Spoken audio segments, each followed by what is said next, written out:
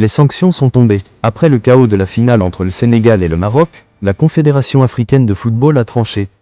Amende record, suspension lourde. Mais une question divise déjà toute l'Afrique. Est-ce que la CAF a été juste ou politique? On fait le point, calmement, factuellement, et surtout sans langue de bois.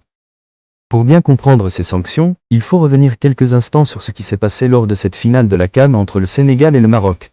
Un match très tendu, une pression énorme, un arbitrage contesté. Et surtout, ce moment clé, le pénalty accordé au Maroc dans le temps additionnel. Une décision qui provoque la colère des joueurs sénégalais, qui quittent le terrain de manière symbolique, avant de revenir pour terminer la rencontre. Malgré ce scénario rocambolesque, le Sénégal va finalement s'imposer et décrocher le titre continental. Mais après le match, le vrai combat commence. Contrairement aux rumeurs, le Sénégal n'a pas perdu son titre. Mais la sanction est lourde. Très lourde. Le plus sévèrement touché, c'est le sélectionneur sénégalais, Pape Thiaw. La CAF lui inflige 5 matchs de suspension ferme, ainsi qu'une amende personnelle de plus de 80 000 euros.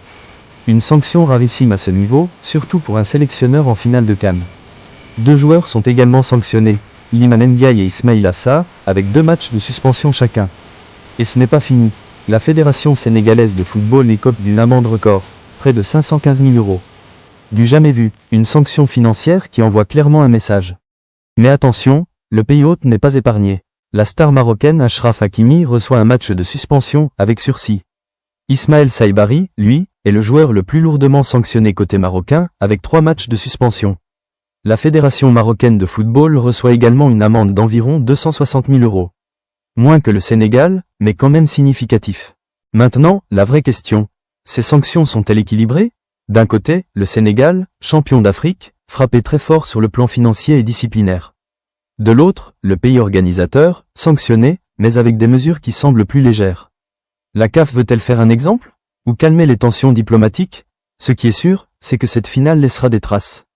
Dans les relations entre fédérations et dans l'histoire de la CAN. Le Sénégal reste champion d'Afrique. Mais le prix à payer est énorme.